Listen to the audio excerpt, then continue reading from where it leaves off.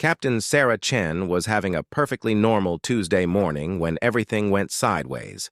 She sat in her command chair aboard the Terran survey ship Wanderlust, watching the stars drift by through the main view screen while sipping her third cup of coffee.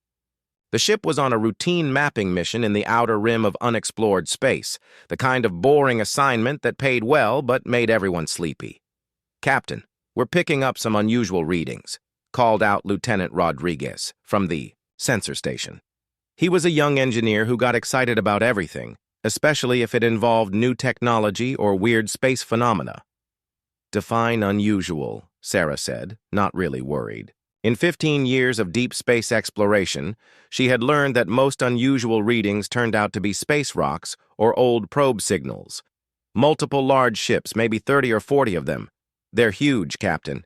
Each one is at least 3 times. Bigger than us." Rodriguez's voice had that tone that meant he was trying not to sound scared. Sarah set down her coffee and walked over to look at his screen. The sensor readings showed a massive fleet of ships arranged in perfect formation. They were definitely artificial, definitely advanced, and definitely not human. "Well, that's interesting," she said calmly. "First contact protocols, people. Dr. Kim, wake up the linguistics computer. Jenkins, start recording everything. Martinez, see if you can figure out what kind of technology they're using." The bridge crew moved with practiced efficiency, even though none of them had ever actually encountered alien life before. They had trained for this moment, but everyone secretly thought it would never happen. 30 seconds later, the main screen lit up with an incoming transmission. The image showed a tall, imposing figure in elaborate armor covered with spikes and glowing symbols. The alien had 4 arms, pale blue skin, and eyes that glowed red with menace. Behind him stood rows of similar beings, all looking very serious and threatening. Primitive beings of the small vessel.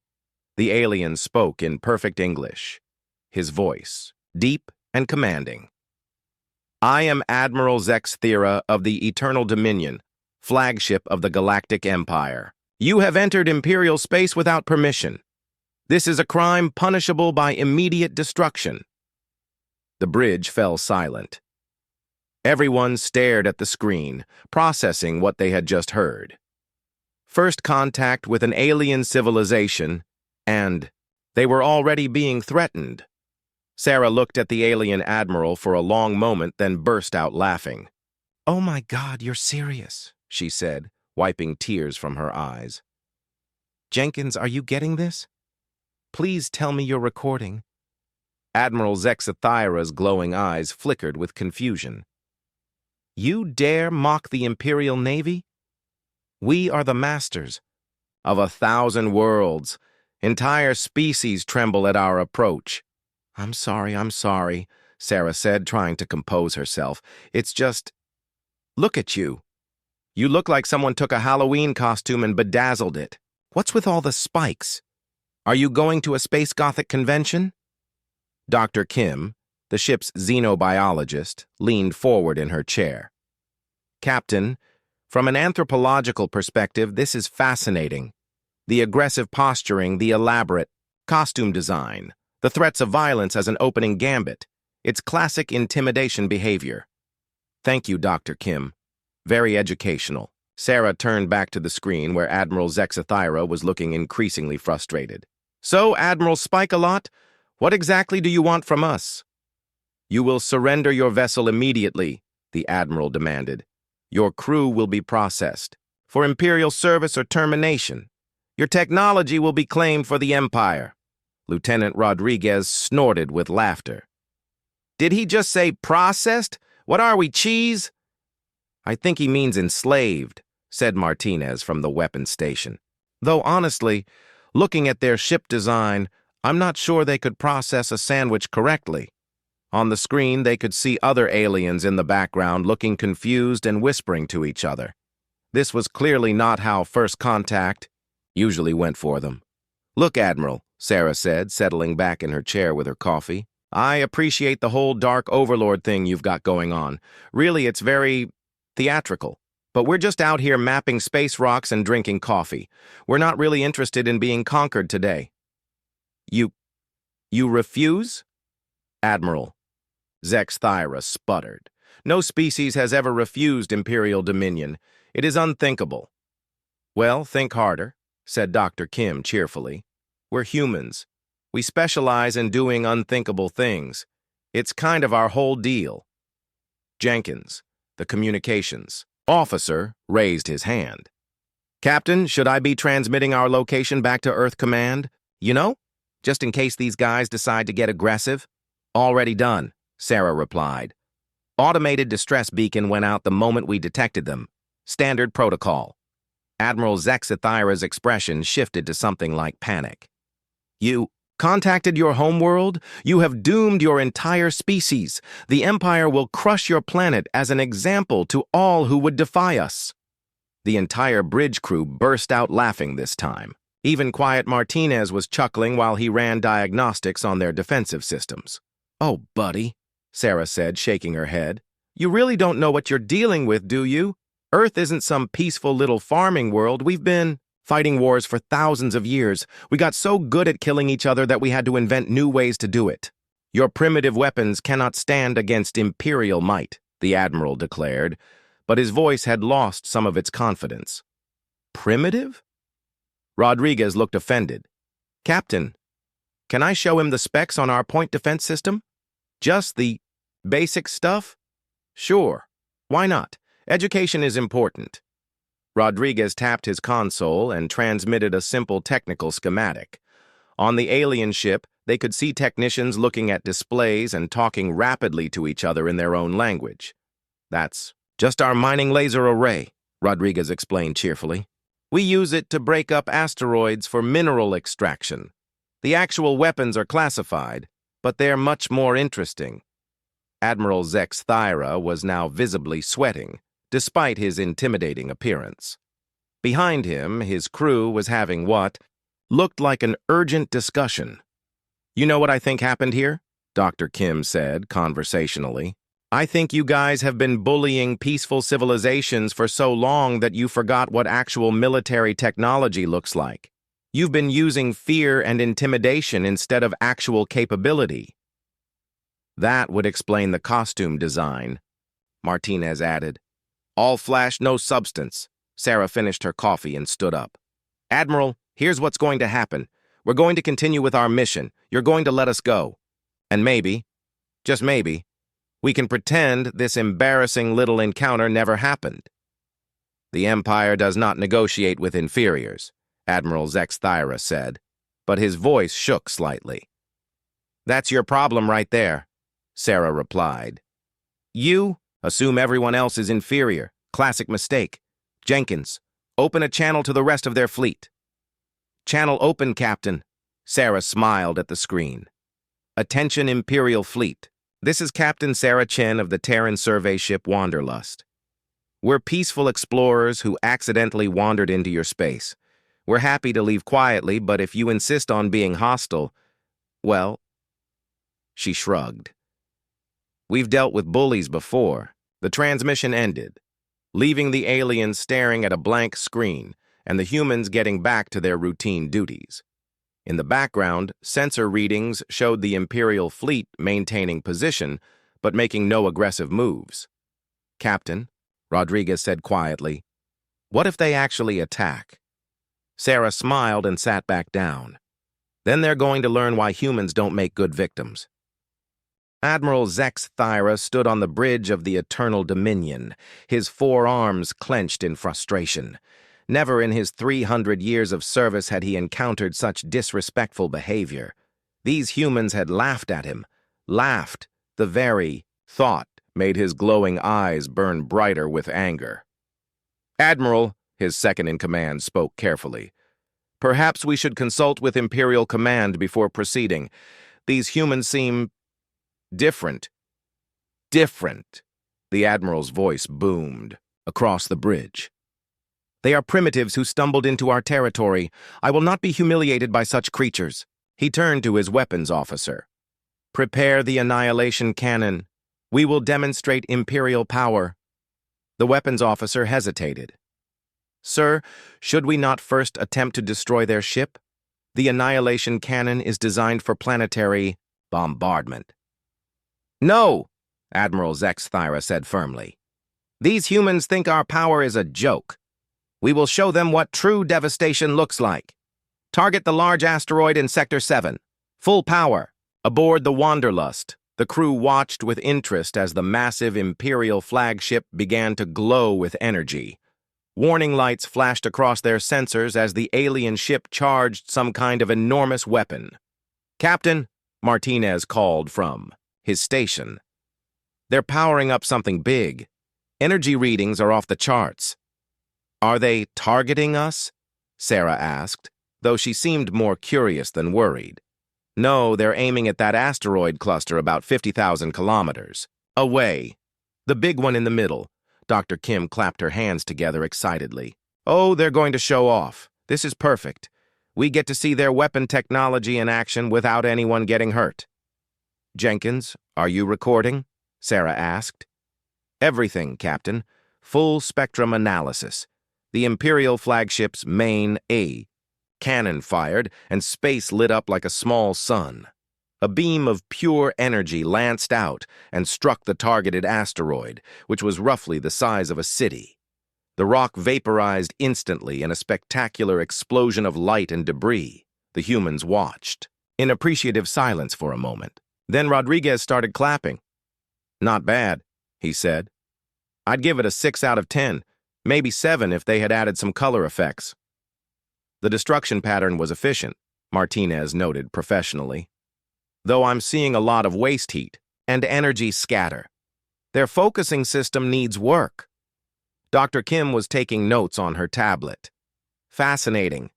Pure energy projection, but the delivery system is remarkably inefficient. Look at how much power they had to charge up for that single shot. Admiral Zexthira's triumphant expression faded as he listened to the human communications. They're analyzing our weapon?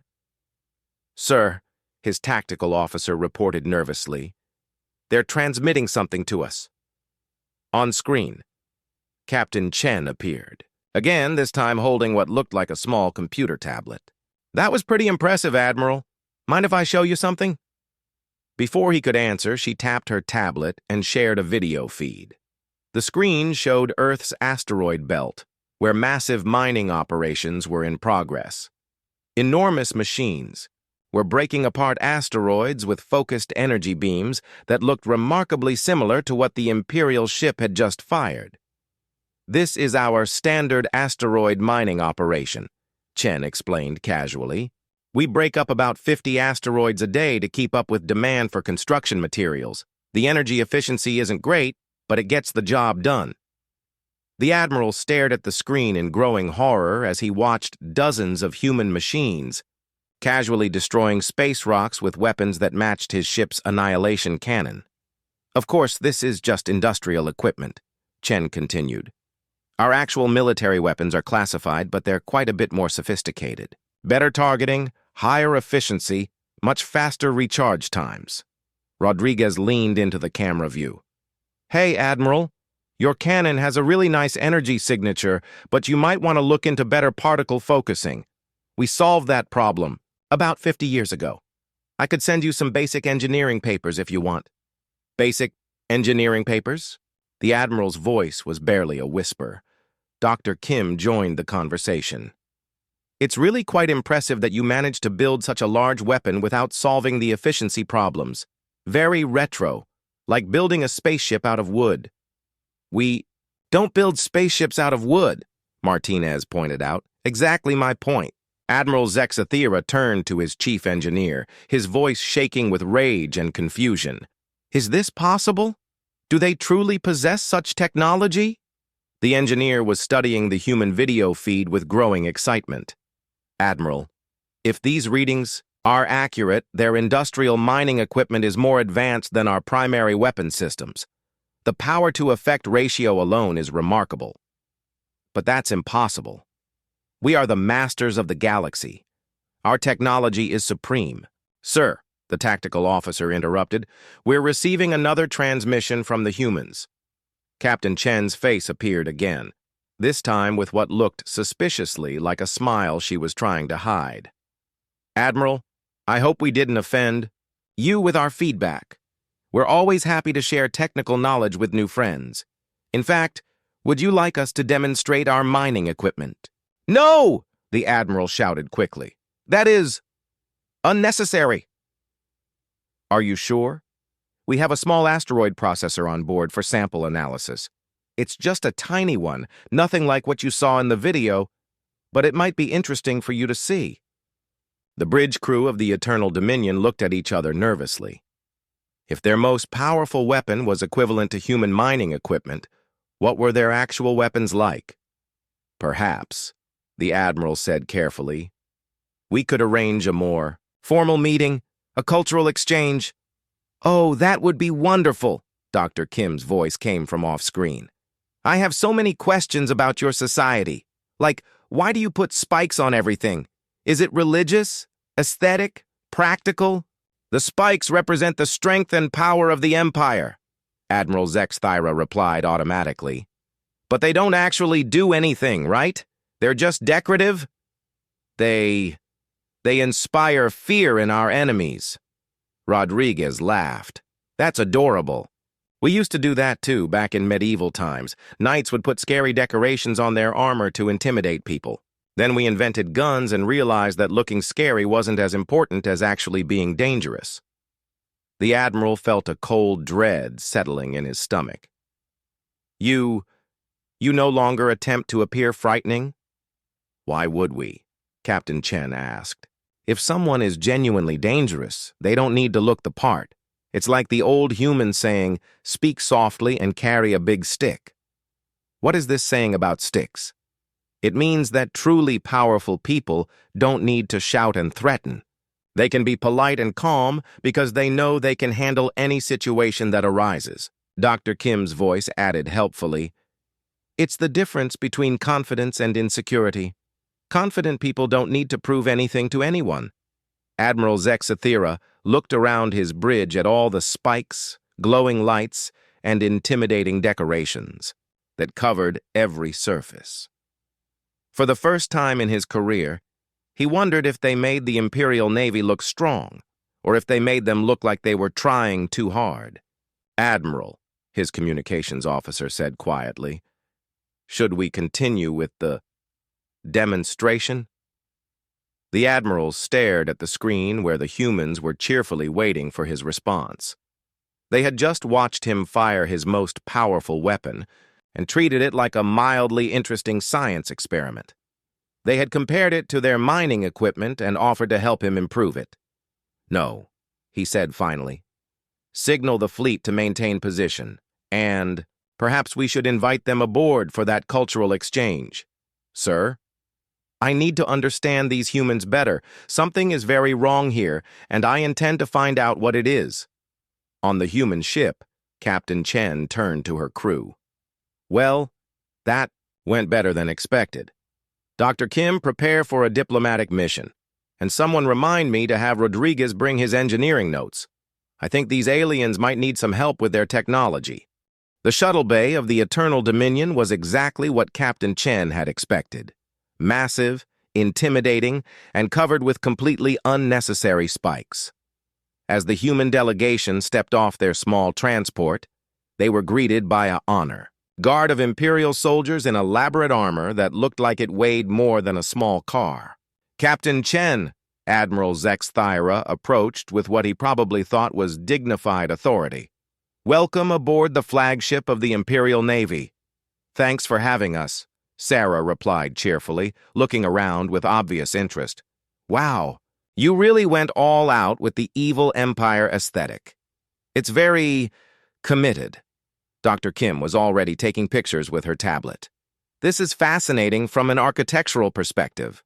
The psychological impact must be enormous on species that haven't encountered this design philosophy before." "The spikes serve a practical purpose," Admiral Zexathira said defensively. "Which is?" Rodriguez asked, examining a decorative spike That was purely ornamental. They represent our martial prowess. So they're just for show, Martinez concluded. That's actually kind of sweet, like putting racing stripes on a family car to make it look faster. The Admiral's glowing. Eyes flickered with irritation, but he maintained his composure. Perhaps you would like a tour of our vessel? Absolutely, Dr. Kim said enthusiastically. This is like visiting a museum of intimidation tactics. Do you have documentation on the design choices? I'd love to read about the cultural significance. As they walked through the corridors of the massive ship, the humans provided a running commentary that made the Imperial crew increasingly uncomfortable. Oh, look at these red lights, Jenkins pointed out. Very ominous, though from an ergonomic standpoint, red lighting makes it harder to read displays accurately. We used to do that in our old submarines until we realized it was causing more accidents than it was worth. The ceiling height is impressive, Dr. Kim added, but it's incredibly wasteful of internal space. You could fit 3 more decks in here with better architectural planning. Check out these computer interfaces, Rodriguez said, stopping at a control panel. Physical buttons for everything. That's very retro. We had systems like this about 200 years ago before we developed neural interfaces. Admiral Zexathira stopped walking. Neural interfaces? Oh, yeah, Rodriguez explained casually. Direct mind-to-computer communication. Much faster than manual input, and you can't make typing errors. These button systems are kind of charming, though, like antique cars, a young Imperial technician whispered to his supervisor. Are our computers actually primitive? Silence, the supervisor hissed back, but he looked worried. The tour continued to the bridge, where the humans were suitably impressed by the size and grandeur of everything. However, their compliments were not quite what the Admiral had hoped. This is amazing, Sarah said, looking around the vast command center. It's like someone took a perfectly functional starship bridge and decorated it for a Halloween party. The attention to detail is incredible. I love how you've prioritized style over functionality, Dr. Kim added. It takes real commitment to make every surface uncomfortable to touch. Those spikes on the command chair must make long shifts really challenging. They remind the commander of the burden of leadership, Admiral Zexathira said weakly. By causing physical pain? Martinez asked. That's actually kind of brilliant in a twisted way. Nothing says I'm in charge like sitting on a chair covered in spikes for 8 hours. The Imperial bridge crew was looking increasingly demoralized. Their pride and joy, the most advanced warship in the galaxy, was being casually mocked by aliens who treated it like an amusing curiosity. Perhaps, the Admiral said through gritted teeth, you would like to see our tactical systems? Sure, Sarah replied. Though I have to ask, do you really navigate using those manual star charts? We can see them from here. The navigation officer looked mortified. The charts provide proven reliability and backup systems in case of computer failure. But don't you have redundant computer systems? Rodriguez asked. And quantum backup storage? And emergency AI navigation protocols? Silence. You don't. Do you? Dr. Kim said gently. You're using single-point failure systems for critical navigation. The Imperial crew exchanged worried glances. Their navigation systems, which they had always considered the height of technological achievement, were apparently obsolete by human standards. Let me guess, Martinez said, examining their weapons control station. Manual targeting for all weapon systems? No predictive firing algorithms? No automated threat assessment? Manual systems are more reliable, the weapons officer protested. They cannot be compromised by enemy interference. Unless the operator makes a mistake, Jenkins pointed out, or gets tired, or gets distracted, or dies. We solved those problems with redundant AI systems and neural backup operators. Admiral Zexathira was beginning to feel sick. Perhaps we should discuss military tactics. The Empire has conquered thousands of worlds through superior strategy. Really? Dr. Kim perked up with interest. What's your standard approach? We appear in orbit with overwhelming force and demand surrender. When they refuse, we demonstrate our power by destroying military targets until they submit. The humans looked at each other in amazement. That's it? Sarah asked. That's your whole strategy? It has never failed. But what if they don't surrender? Rodriguez asked. What if they fight back effectively? What if they have better technology than you? That has never happened. Dr. Kim was taking rapid notes. So you've only encountered species that were significantly less advanced than you. No peer competitors. No technological equals. We are the most advanced civilization in the galaxy. Were, Martinez corrected quietly. You were the most advanced until today. The words hung in the air like a physical weight. For the first time, Admiral Zexathyra truly understood what he was dealing with. These humans weren't just unimpressed by Imperial power. They were more advanced than the Empire in every meaningful way. Admiral, his communications officer called, out urgently. We're receiving reports from across the fleet. The humans they're broadcasting. Broadcasting what? Everything, sir. This entire encounter, other species are watching. Sarah smiled apologetically. Oh, sorry about that. We automatically record and transmit all first contact encounters for scientific analysis. It's standard protocol. I hope you don't mind. You're broadcasting this to your entire species and to anyone else who wants to watch. It's educational. Dr. Kim is going to write a paper about imperial psychology and social structure. This material is perfect for her research. Admiral Zexathyra felt the universe spinning around him.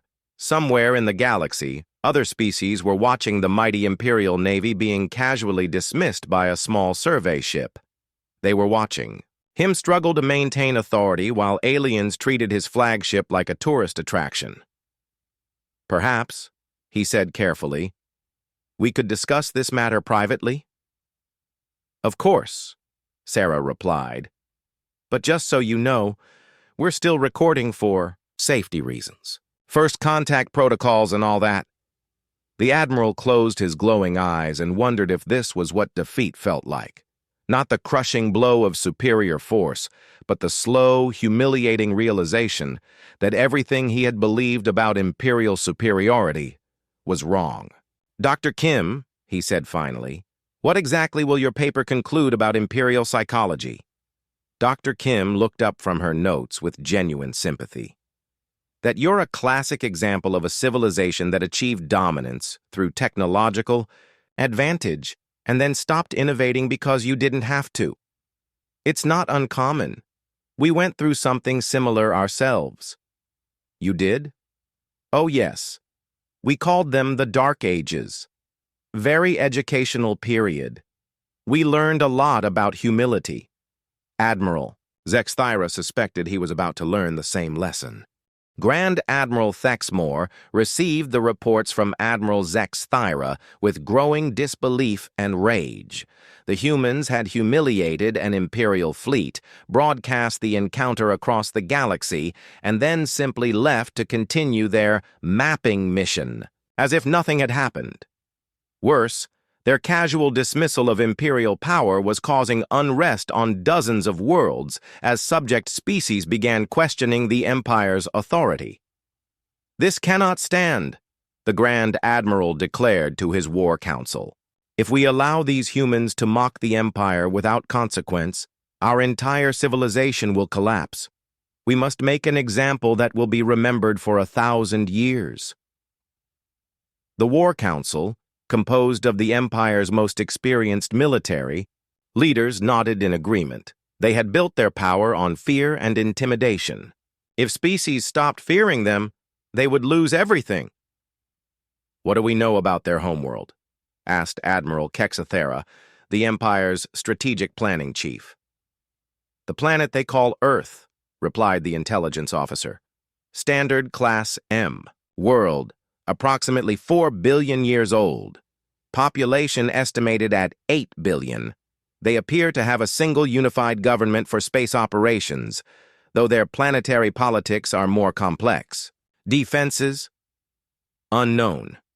Our long-range scans detected standard orbital installations, but nothing that appeared significantly advanced.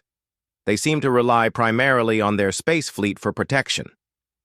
Grand Admiral Thexmore smiled coldly. Then, we will crush their world and use it as an example. Assemble the 3rd Imperial Battle Fleet. I want 200 ships, including the new Devastator-class dreadnoughts. Sir, isn't that excessive for a single planet? After what happened with Zaxthera's fleet, I'm taking no chances. We will overwhelm them with such force that resistance will be impossible. 3 weeks later, the massive Imperial Armada dropped out of hyperspace at the edge of the Sol system. The sight was genuinely impressive. 200 of the Empire's most advanced warships arranged in perfect formation, their hulls bristling with weapons and glowing with intimidating energy displays. "This is Grand Admiral Thexmore of the Galactic Empire," he broadcast toward Earth. "You have insulted the dignity of the Empire and spread lies about Imperial capabilities. Your world is condemned. Surrender immediately, and we will limit the destruction to your military installations. Resist, and we will scorch your planet bare." The response came from a pleasant-sounding woman with a slight accent. "Hello, Admiral. This is Admiral Patricia, Santos of Earth Defense Command. We've been expecting you. Before we get started, would you mind holding position for about 10 minutes? We're still getting the popcorn ready." Popcorn? Grand Admiral Thexmore looked confused. "For the show. Our entire planet is about to watch this on live broadcast. It's been promoted as the biggest entertainment event of the year. Really, you couldn't have timed it better." The Grand Admiral felt a familiar chill. These humans were treating an Imperial invasion fleet like some sort of amusement. "You have 10 minutes to surrender unconditionally. After that, we begin bombardment." "Oh, we don't really do surrender," Admiral Santos replied cheerfully. "It's not really our thing, but 10 minutes is perfect. That gives us time to finish the pre-show commentary." On the Imperial flagship, the tactical officer was studying his displays with growing concern. "Sir, I'm detecting some unusual readings from the inner system." "What kind of readings?" "Energy signatures consistent with, well, with our own ships. But I don't see anything on visual." Grand Admiral Thexmore frowned. "Explain." "Sir, it's as if there are ships there, but they're not visible to our sensors. Stealth technology, perhaps?" The communication channel crackled to life again. "Admiral Thexmore, this is Admiral Santos again. We've finished our preparations. Are you ready to begin?" "Begin what?" "The demonstration. Oh, and just so you know, we've invited some observers. I hope you don't mind an audience." Suddenly, space around the Imperial fleet came alive with light. Hundreds of human ships materialized out of nowhere, their stealth fields dropping simultaneously. They had been hidden throughout the system, waiting.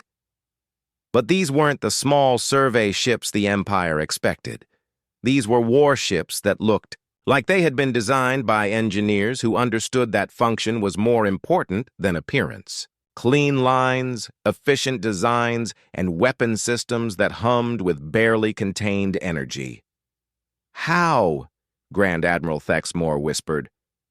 "Cloaking technology," Admiral Santos explained helpfully. "We've been using it for about 50 years.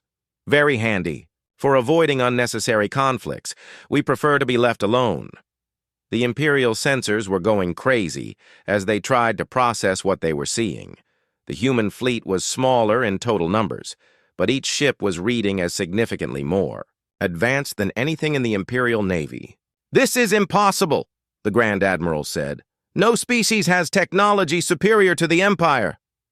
"Well, that's awkward," came another voice from the human fleet. "This is Captain Rodriguez, by the way. I was the engineer who offered to help you. Upgrade your weapons systems. The offer still stands, though I understand if you're feeling a bit embarrassed right now." "Sir," the Imperial tactical officer reported urgently, The human ships are moving into attack formation. Their targeting systems are locking onto our vessels. Return fire. All ships, open fire. The Imperial fleet unleashed a devastating barrage of energy weapons and missiles. Space lit up with the fury of 200 warships firing at once. It was the kind of display that had broken the will of countless species across the galaxy. The human response was educational. Every single Imperial shot was intercepted by defensive systems the Empire didn't even know existed. Point defense lasers, energy shields, and interception missiles created a web of protection around the human ships that made them essentially untouchable. Interesting, Admiral Santos commented, as if she was watching a training exercise. Your accuracy is actually quite good. The targeting systems need work, but the basic gunnery is solid. Then the humans fired back. It wasn't a dramatic barrage like the Imperial attack. Instead, each human ship fired a single, precisely targeted shot. The results were devastating. Imperial ships began exploding in perfect sequence as the human weapons tore through their defenses like paper. "How are they penetrating our shields?" someone screamed over the Imperial communications. "They're not penetrating them," replied a human voice that was clearly monitoring their transmissions. "We're bypassing them entirely. Your shield technology is about a century out of date." Within 5 minutes, half the Imperial fleet was either destroyed or disabled. The remaining ships found themselves surrounded by human vessels that moved with impossible grace and fired with perfect accuracy. "This is Captain Martinez of the EDS Retribution," came another calm human voice. "Imperial fleet, you are ordered to power down your weapons and prepare to be boarded. Any attempt to resist will result in the complete destruction of your remaining ships." Grand Admiral Thexmore stared at his tactical displays in numb shock. The mightiest fleet the Empire had ever assembled was being systematically dismantled by human forces that treated the battle like a training exercise. "Sir," his communications officer said quietly, "we're receiving a personal message from Admiral Santos." On screen, a middle-aged human woman appeared, sitting calmly in what looked like a perfectly normal starship bridge. No spikes, no intimidating lighting, no dramatic decorations, just professional efficiency. "Admiral Thexmore," she said gently, "this doesn't have to continue. Your people are dying for no good reason. Surrender now, and we'll provide medical aid to your wounded and safe passage home for the survivors." "The Empire does not surrender," the Grand Admiral said through gritted teeth. "That's your choice," Admiral Santos replied. "But I should mention that we've been in contact with your subject worlds. Quite a few of them are very interested in what's happening here. Some of them are asking about their own independence." The Grand Admiral felt his world crumbling around him. Not only was the Imperial fleet being destroyed, but the very foundation of Imperial power was being undermined. If their subject species saw this defeat, the Empire itself might collapse. "What do you want?" he asked finally. "Honestly, we just want to be left alone. We don't want your territory. We don't want to rule your people. And we don't want to destroy your civilization. We just want you to stop threatening people." "And if we refuse?" Admiral Santos smiled sadly. "Then we'll have to keep teaching you lessons until you learn. But I really hope it doesn't come to that. War is wasteful, and we have better things to do with our time." Grand Admiral Thexmore looked at his remaining ships, then at the human fleet that surrounded them. For the first time in Imperial history, they had encountered a force they couldn't defeat, couldn't intimidate, and couldn't understand. I surrender," he said quietly. The words that had never been spoken by an Imperial commander echoed across the galaxy, broadcast live to billions of beings who had never imagined the Empire could be defeated. The aftermath of the Battle of Saul, as historians would later call it, unfolded exactly as Admiral Santos had predicted. Within hours of Grand Admiral Thexmore's surrender being broadcast across the galaxy, rebellion broke out on 17 Imperial worlds. Within days, that number had grown to over 100. The humans, true to their word, provided medical aid to the wounded Imperial forces and safe passage home to the survivors. They also did something unprecedented in galactic history. They live-streamed the entire humanitarian operation, complete with commentary from Dr. Kim about the psychological and sociological implications of what they were witnessing. "What we're seeing here," Dr. Kim explained to her massive galactic audience, "is the collapse of a power structure based entirely on intimidation. The Empire never actually had to govern effectively because they ruled through fear. Once that fear was removed, the whole system became unsustainable." Captain Chen, now something of a galactic celebrity, was conducting interviews from the bridge of the Wanderlust. "The thing people need to understand," she told a reporter from the Centauri News Network, "is that this was never about humans versus the Empire. This was about bullies versus everyone else. We just happened to be the ones who weren't afraid of them." The Empire's response to the crisis was typically imperial: more threats and more violence. They dispatched fleets to suppress the rebellions, proclaimed martial law across their territory, and demanded immediate submission from all their subject species. It didn't work. For the first time in galactic history, the Empire's subject species had seen proof that the Imperial Navy could be defeated. More importantly, they had seen humans offering to help anyone who wanted to be free. The human response was characteristically practical. They established what they called the Freedom Broadcasting Network, which provided real-time communication support to rebellion movements across Imperial space.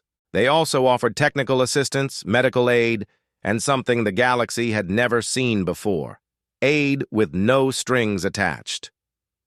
"We're not trying to build our own empire," Admiral Santos explained in a broadcast that reached every inhabited world in the galaxy. "We don't want to rule anyone. We just want to help people rule themselves." The Empire's military leaders were baffled by this approach. They understood conquest, they understood exploitation, but they couldn't comprehend the concept of helping others without expecting something in return. "What do they gain?" Admiral Zexathyra asked during his debriefing on the Imperial homeworld. "What is their true motive?" The Imperial intelligence analysts had been studying human behavior for months and still couldn't find a hidden agenda. "They appear to be genuinely altruistic, sir. Their internal communications, which we've intercepted, confirm that they actually mean what they say." "That's impossible. No species achieves galactic-level technology without aggressive expansion and resource acquisition." "The humans did, sir. They appear to have developed their technology through cooperation rather than conquest. Meanwhile, the humans were busy doing what they did best: solving problems. They established refugee camps for species fleeing Imperial retaliation, shared agricultural technology with planets facing food shortages, and provided defense assistance to worlds that requested protection. But their most devastating weapon against the Empire wasn't military technology, it was their entertainment industry. Human comedians across the galaxy were having a field day with Imperial culture. Stand-up routines about evil empires with decorating problems became hugely popular. Satirical videos comparing Imperial technology to museum pieces went viral across dozens of species. Most damaging of all, humans started making parody recruitment. Videos for the Imperial Navy that featured actors in ridiculous spike-covered costumes failing to operate basic technology. Admiral Zexathyra found himself the unwilling star of several comedy shows after his encounter with Captain Chen went viral. His dramatic threats and confused responses to human technology were remixed into dance music and turned into memes that spread across the galaxy. "They're making jokes about us," he reported to the Imperial Council with obvious distress. "Billions of beings are laughing at the Imperial Navy." "It's worse than that," the Imperial propaganda minister added. "Our own citizens are sharing these videos. Imperial loyalty is collapsing because people think we're ridiculous." The final blow came when the humans announced their solution to the galactic political crisis, a massive diplomatic conference on a neutral world where every species could send representatives to discuss forming a new galactic government based on cooperation rather than domination. The Empire was invited to participate, but only as one voice among many, with no special authority or privileges. "This is unacceptable," declared Supreme Emperor Vex Thul from his throne room on the imperial capital. "The Empire has ruled the galaxy for 10,000 years. We will not be reduced to equals with our former subjects." His words were broadcast live to the galaxy, thanks to human transmission technology that the Empire couldn't block or interfere with. The response was immediate and devastating. Laughter. Species across the galaxy were literally laughing at the Emperor's declarations. Human social media platforms were filled with mocking commentary about failed empires throwing tantrums. Even some Imperial citizens were quietly sharing the jokes. 6 months after first contact, Admiral Zex Thyra found himself in an escape pod, drifting through space after his latest ship had been disabled by a rebellion fleet equipped with human-supplied weapons. As he waited for rescue, he listened to the galactic news broadcasts on his emergency radio. The Galactic Confederation officially voted today to offer humanitarian aid to Imperial refugees, the news anchor reported. Human representatives emphasized that this aid is available to all beings regardless of their political affiliations or past actions. In related news, the former imperial world of Kepler-7 has successfully transitioned to democratic self-governance with assistance from human political advisors. Their new constitution guarantees rights for all citizens and prohibits the use of spikes in government architecture. And in our entertainment segment, the comedy hit Humans Explain Things to Confused Aliens has been renewed for a second season. Tonight's episode features Earth comedian Jenny Martinez teaching former Imperial Admiral Zex Thyra how to use a computer mouse. Admiral Zex Thyra turned off the radio and stared out at the stars. Somewhere out there, the humans were still exploring space, still helping people, and still treating the collapse of the mightiest empire in galactic history like an interesting but not particularly surprising development. A rescue ship appeared on his sensors, not Imperial, but a humanitarian vessel from the Galactic Confederation. As it approached, he could see it was staffed by a mixed crew of species that had once been Imperial subjects. "Unknown escape pod. This is the rescue vessel Hope's Light," came a voice over the radio. "We're here to help. Do you need medical assistance? This is Admiral Zex Thyra of the Imperial Navy." There was a pause, then a different voice came on the radio. It sounded amused. "Oh, you're the guy from the videos. Don't worry, Admiral, we're still going to rescue you.